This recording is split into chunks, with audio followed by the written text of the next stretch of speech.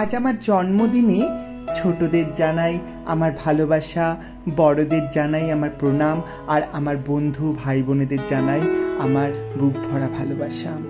বেশি কিছু চাই না আপনাদের কাছ থেকে, আপনাদের কাছ থেকে শুধু চাই আপনারা যাতে আশীর্বাদ করুন, আমি যাতে আগামী দিনে উন্নতি করতে পারি। আশীর্বাদ করুন আমি যাতে সুস্থ থাকতে পারি। আশীর্বাদ করুন যাতে আমি আমার পরিবারের সাথে সুখী থাকতে পারি। এর বেশি কিছু চাওয়া পাওয়া নেই।